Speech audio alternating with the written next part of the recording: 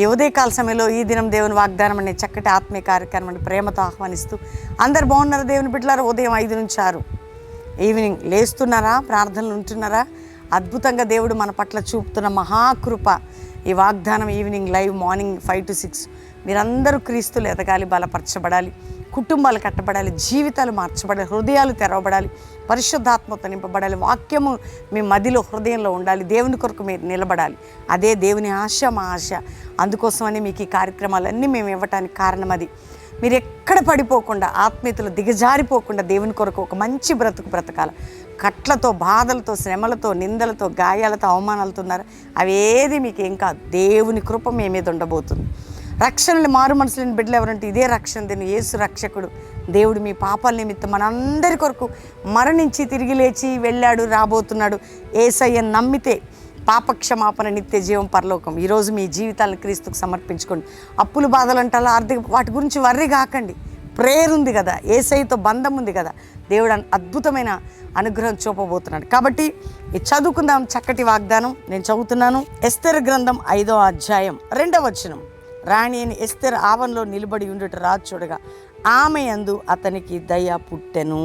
రాజు తన చేతుల నుండి బంగారపు దండ ఎస్తెరు తట్టు చాపగా ఆయన యందు ఆమెకి దయ పుట్టెను. దేవుని బిడ్డ, ఈరోజు దేవుని వాగ్దానం, నా దయ నీ మీదకి రాబోతుంది. ఏమవుతుందండి? ఎస్తెరు మీదకి దయ వచ్చిందంటే ఎందుకు వచ్చిందండి దయ? ఎస్తెరు మీద ఉపవాసం ఉండి ప్రార్థన చేసింది. దేవుని పాదాలు పట్టుకుని తన ప్రజల కోసం, దేవుని సన్నిధిలో ఉండేవారికి దేవుని దయ, మనుషుల దయ ఉంటుంది. వింటున్నారా? ఈరోజు దేవుని వాగ్దానం ఏంటి తెలుసా? నీకు దేవుని దయ, మనుషుల దయ చూపుదును. దేవుని దయ, మనుషుల దయ నీకు చూపబడును. వాగ్దానం చెప్పండి అందరూ. దేవుని దయ, మనుషుల దయ నీకు చూపుదును. ఎవరి దయ కాదు, దేవుని యందు దయ. అది ఎప్పుడు వస్తుంది? దేవునితో గడిపినప్పుడు, దేవుని సన్నిధిలో ఉన్నప్పుడు.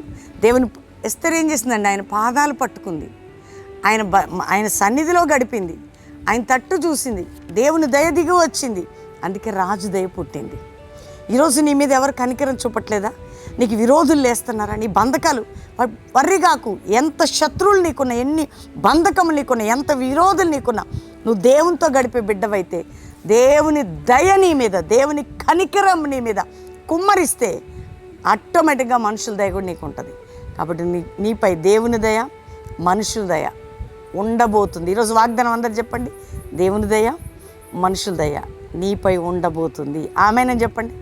నాపై ఉండబోతుంది, మనందరిపై ఉండబోతుంది. అంతేకాక దేవుడు ఈరోజు అద్భుతంగా ఆ దయలో, ఆ కృపలో మీ అందరి పట్ల మీ బంధకములు తెంచి నడిపించబోతున్నాడు. కానీ నా ఆశ, దేవుని ఆశ, మీరు ప్రభు తట్టు తిరగాలి, ఆయనతో గడపాలి, ఆయన కృపలో ఎదగాలి, ఆయన బిడ్డలుగా మారాలి.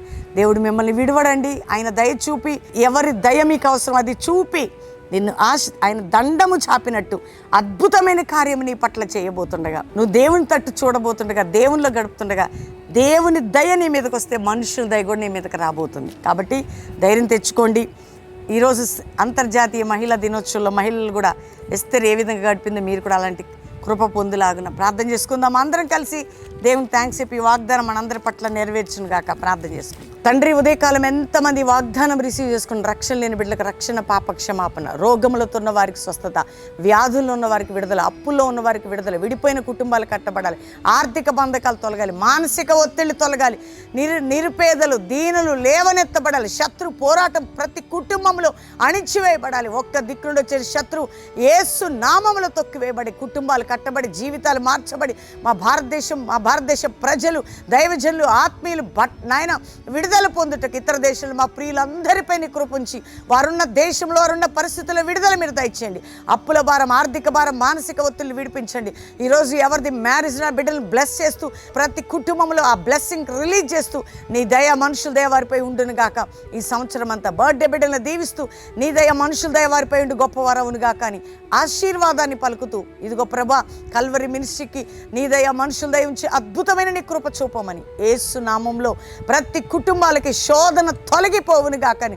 అయ్యా, ఈ మహిళా దినోత్సవం సందర్భంగా స్త్రీలని, వారి కుటుంబాలని, వారి జీవితాలని జ్ఞానం కలిగిన వారిగా ఆశీర్వదించి వర్ధల చేయమని యేసు నామములో అడుగుచున్నాం తండ్రి.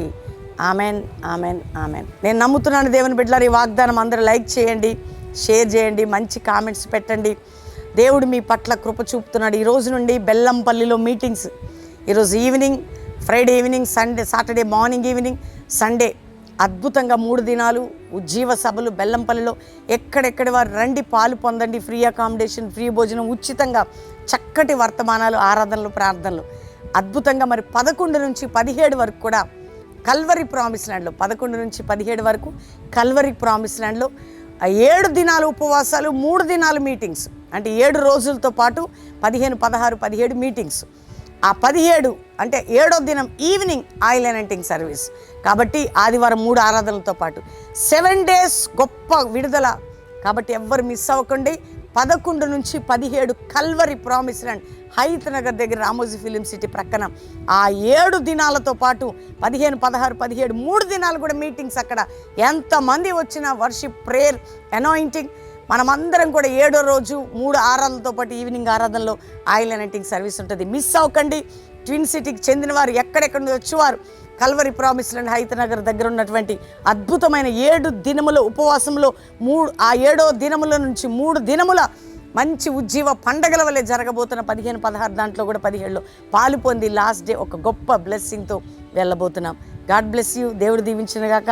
మహిళలందరికీ మరి అంతర్జాతీయ మహిళా దినోత్సవం సందర్భంగా శుభములని, దీవెనలని ప్రకటిస్తూ దేవుడు మిమ్మల్ని వర్ధిల్ల చేయను గాక. God bless you. Praise the lord.